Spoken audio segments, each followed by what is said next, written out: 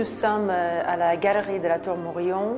C'est un lieu qui s'est ouvert il y a quelques mois et qui se trouve à Saint-Amand-Montrond. Il y a d'un côté un salon de thé et puis de l'autre une galerie d'art. Je suis peintre depuis 30 ans, donc j'avais une certaine quantité de travail que Marie et Franck connaissaient.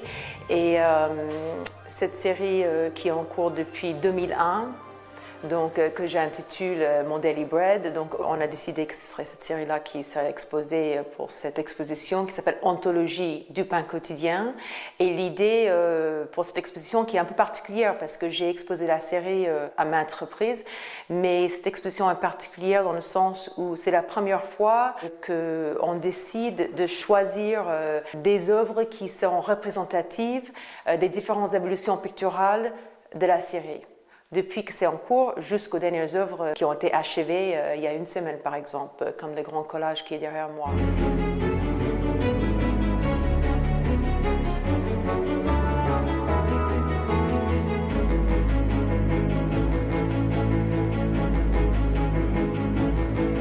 Cette série est née ici. Je me suis installée à Aisne-Château en 2000.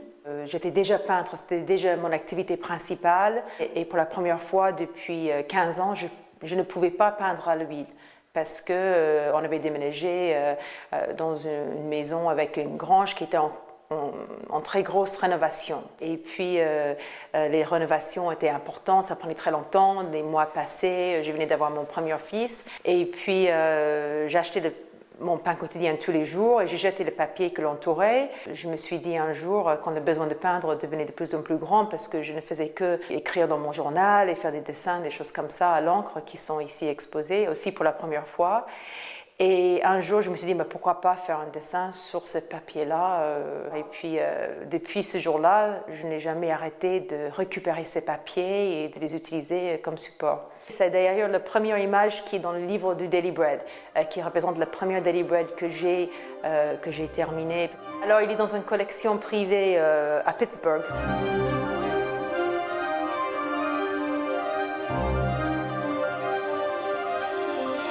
En fait, le langage du Daily Bread, le langage visuel, vient de mes journaux.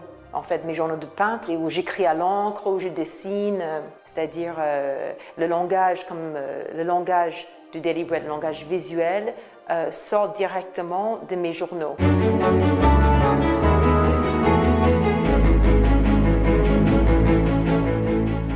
Maintenant, j'utilise ce support pour créer des images elles-mêmes.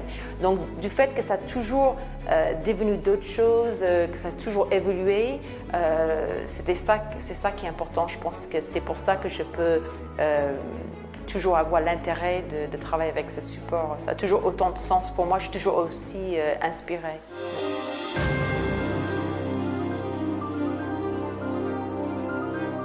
Le 27 février 1998, j'ai arrêté de travailler ailleurs pour subvenir à mes besoins. Donc ça a pris tout son sens, si vous voulez, parce que c'est un saut magique dans la vie du peintre. C'est-à-dire quand on dit non, je ne vais pas perdre mon temps, entre guillemets, ailleurs, en travaillant, en faisant des petits boulots, et puis je ne vais que peindre. Et c'est magnifique, ça.